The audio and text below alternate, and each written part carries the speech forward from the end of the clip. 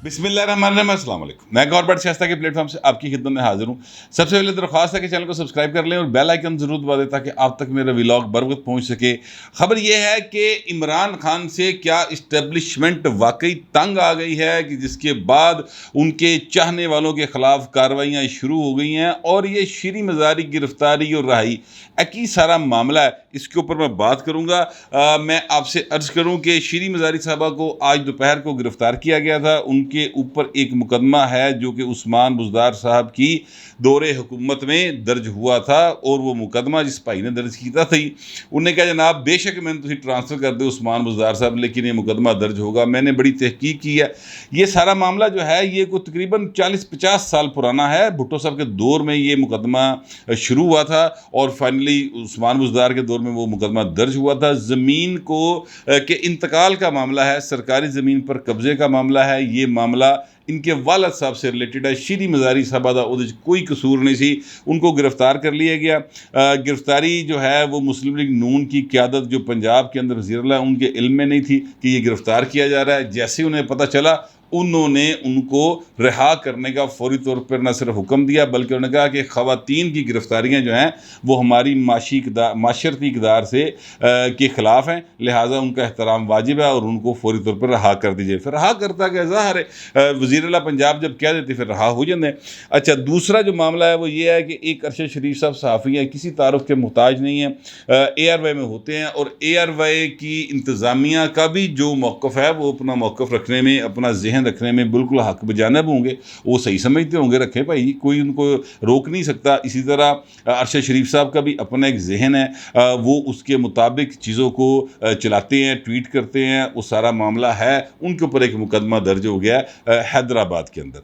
तीसरे शख्सियत हैं आलमगीर खान। ये MNA तरीके इंसाफ की हुण गल है वे कि MNA पता नहीं हैगा कि नहीं हैगा, लेकिन क्योंकि इन्होंने इस्तीफ़े दिए हुए हैं, अभी तक उनके इस्तीफ़े कबूल नहीं हुए, लेकिन बहरहाल वो MNA ही कंसिडर होंगे जब तक कि इस्तीफ़े कबूल नहीं होते। उसकी वजह ये है कि फवाद चौधरी साहब जो हैं उन्होंने अपने एक जब हाई कोर्ट में केस था तो उस केस में उन्होंने कहा था कि जनाब मैं MNA हूँ। तो उन्हें क्या मतलब चीफ जस्टिस साहब ने कहा फिर इत्थे की कर रहे हो, जाके उत्थे जाके कानून साजी करो, जो तुसीं कानून बनाया सी ये उहदे समरात हैं जो तुसीं भुगतदे पे हो। तो उन्होंने कहा जी वहाँ पे तो होते ही कुछ नहीं, वहाँ पे जाके क्या करें। इसका मतलब है कि वो अभी तक MNA हैं, तनख्वाहें भी उन्होंने वसूल की हैं, इसलिए मैं उनको MNA कह रहा हूँ।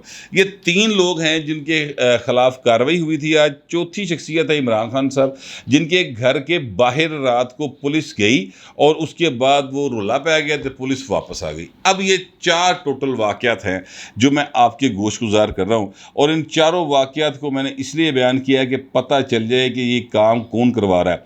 नून लीग जो है उसकी हालत क्या है वो भी मैं आपके सामने रख देता हूँ। वो हुकूमत में है पर जिहो जी हुकूमत है वो भी मैं तुहानूं दसन लगा। राना सनाउल्लाह साहब का एक ट्वीट है। राना सनाउल्लाह साहब ने ट्वीट में जो कहा है वो आप पढ़ लें। उन्होंने कहा कि जनाब अगर हमें काम नहीं करने देना, उनकी ट्वीट का लुबे लवाब मैं बता रहा हूँ आपको कि अगर हमें काम नहीं करने देना और यानी सारा जो गंद है, ये सारी जो मईशत का पट्ठा बिठाया वो इमरान खान ने बिठाया, असीं तो नहीं बिठाया, तो साढ़े ते वो असी गंद क्यों चुकीए। मतलब कहने का कि हमें काम नहीं करने दिया जा रहा और ये काम कौन नहीं करने दे रहा। ज़ाहिर इस्टेब्लिशमेंट की तरफ इशारा कर रहे और तो मेरा मतलब है कोई पटवारी गल तक किसी इशारा कर नहीं रहे। ठीक है, एक और वाक़या है वो भी मैं आपके सामने रखना चाहता हूँ। वो वाक़या ये है कि आज वज़ीर-ए-आज़म पाकिस्तान और वज़ीर-ए-आला पंजाब दोनों अपने केस के सिलसिले में लाहौर की एक अदालत के अंदर पेश हुए।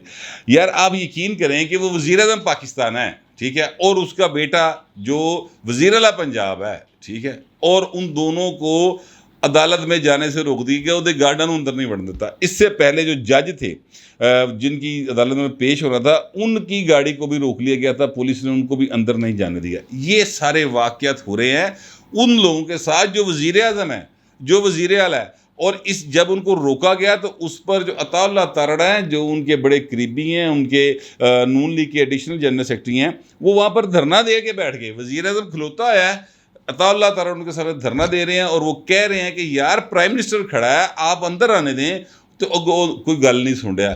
इस हालत में जो हुकूमत है, आप मुझे बताएं कि इस हालत की हुकूमत क्या ये स्टेप्स ले सकती है इमरान खान की गिरफ्तारी वाला?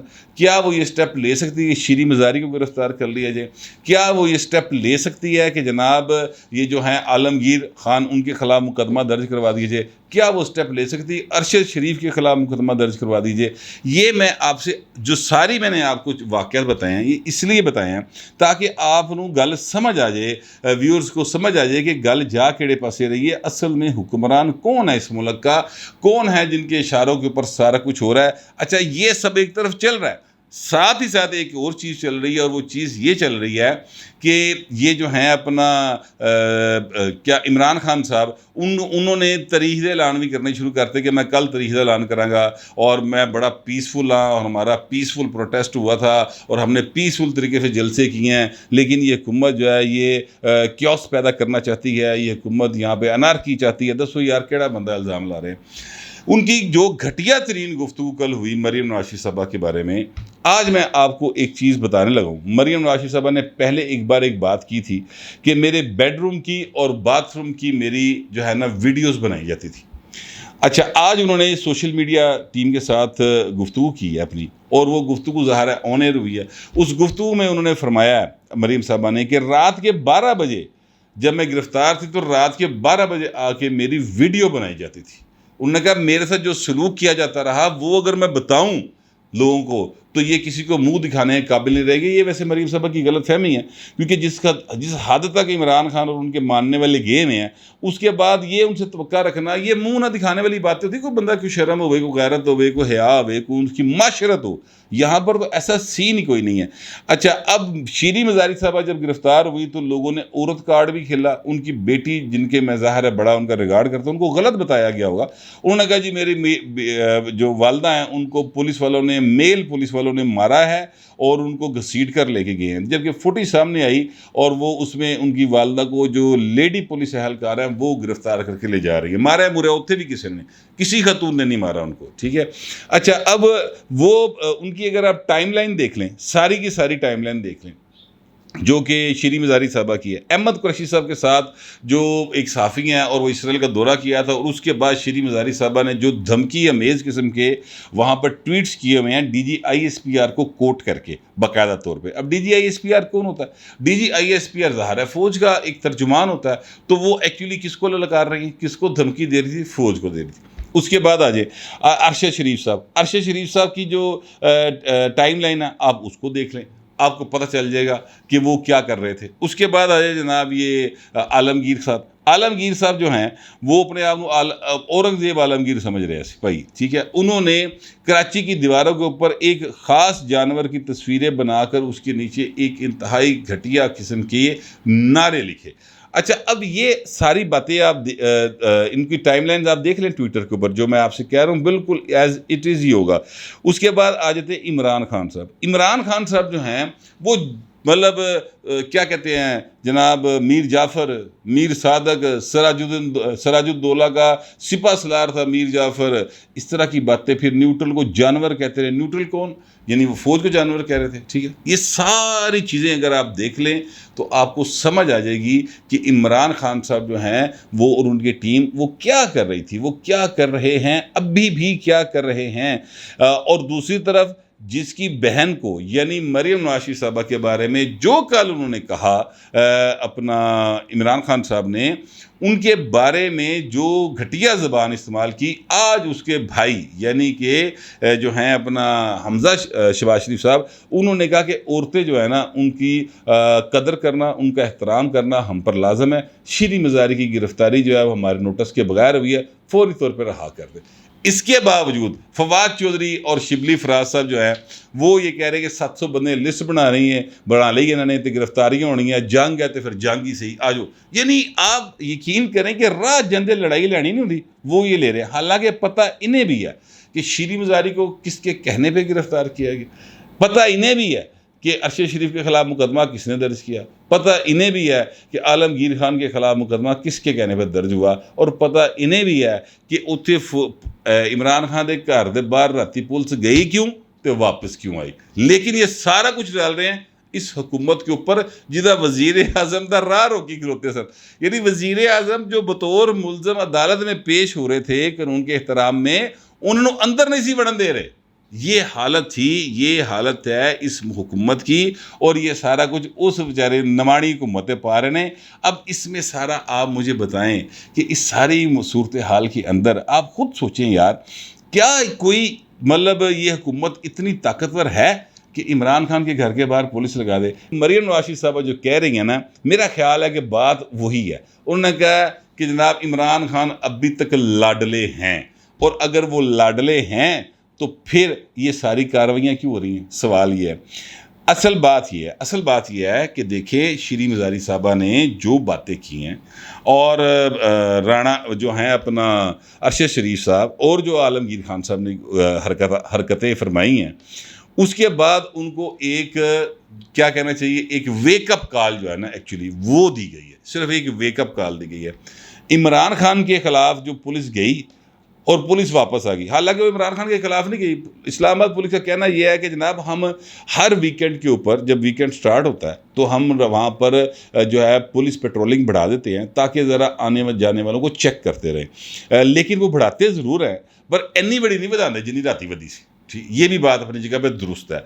अच्छा, जब रोला पे आते पाए इन्होंने वापस मंगा ली पुलिस। अब उन्होंने कहा ठीक है जाओ फिर।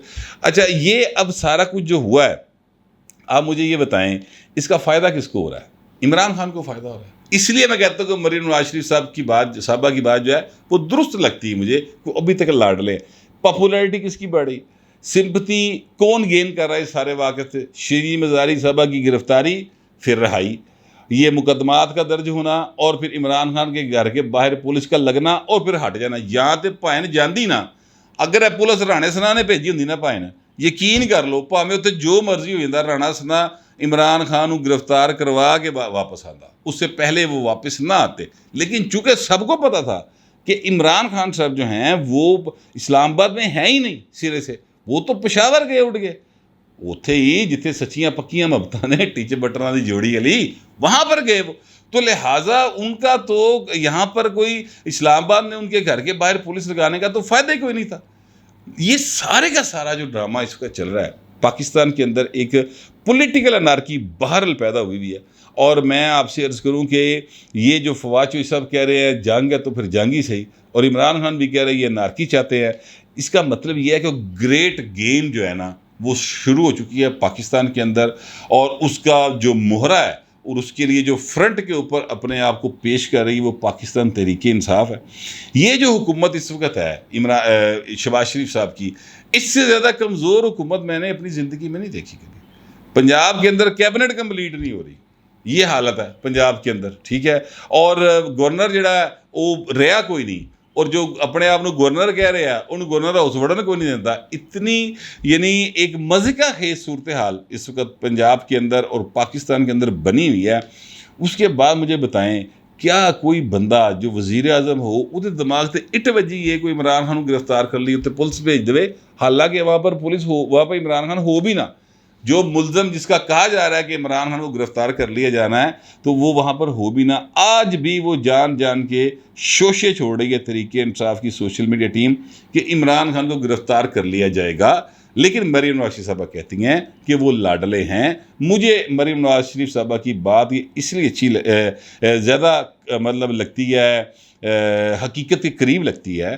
क्यों? इसलिए कि जो कुछ इमरान खान ने और जो कुछ उनकी टीम ने, जो कुछ उनके चाहने वालों ने पाकिस्तान फ़ौज के ख़िलाफ़ और उनके सरबराह के ख़िलाफ़ और पाकिस्तान के जो चीफ जस्टिस है उनके ख़िलाफ़ जो कुछ बातें की हुई हैं, सारी सोशल मीडिया के ऊपर रिकॉर्ड के ऊपर मौजूद हैं, सारा कुछ किया हुआ है। इसके बावजूद वो उनके ख़िलाफ़ अभी तक कोई पक्का हथ नहीं पाया बाबू जी, बिल्कुल कोई पक्का हथ नहीं पाया।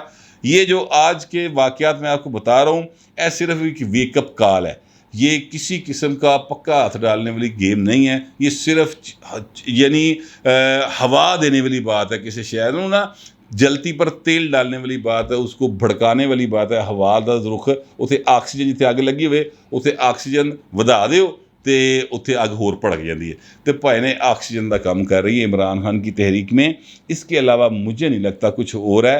बहरहाल इमरान खान साहब जो हैं वो इस वक्त हवा के घोड़े पर सवार हैं। वो ये समझ रहे हैं कि पाकिस्तान जो है वो उनके वालिद साहब जो थे करामुल्लाह खान न्याजी साहब, उनकी छोड़ी हुई जायदाद है और इसके ऊपर हुक्मरानी करना उनका फ़र्ज़ है, उनके ऊपर लाजम है और वो इसका हक़ रखते हैं। जिस तरह वो होते नहीं थे पहले फ्रांस के बादशाह या मुग़लों के जो बादशाह होते थे, वो कहते जनाब मेरा प्यो जड़ा सी ना वो बादशाह सी, शहनशाह अकबर सी, तो मैं जंगीर हाँ तो मेरा हक है। जंगीर के पुत्र आपे लड़ते रहे जी मैं वड्डा था मेरा हक है। ये इंग्लैंड में भी सारा कुछ होता रहा है। ये आज से 500 साल पहले, 1000 साल पहले इमरान खान कुछ इसी तरह की सोच के हामिल हैं।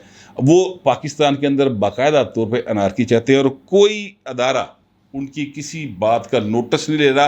उल्टा वो कहते हैं कि जनाब इस चीज़ का नोटिस लिया जाए, अगले दिन वो नोटिस हो जाता है और जो वो डिमांड कर रहे होते हैं उसको पूरा कर दिया जाता है। और फिर लाडला होर क्यों होता है बाबू जी, और क्या लाडला होना होता है। ऐसी सूरत हाल में ये जो है अपना राना सनाउल्लाह साहब, वो फिर कहते हैं कि अच्छा फिर ठीक है आप चलाओ मुल्क, असी फिर चले आ कार। इस तरह की गुफ्तगू आज भी मैं नून लीग वालों से जो मेरी बात हुई है उनका अभी भी यही जहन है कि ठीक है जी सानू ऐसा ना टाइट रखना है, साढ़े काम को एप्रीशिएट नहीं करना, हमें को काम करने नहीं देना और इमरान खान को किसी ने कुछ कहने नहीं देना और वो जो मर्जी मुल्क के अंदर निफाक डालता फिरे उस पर किसी को कोई तकलीफ़ नहीं हो रही।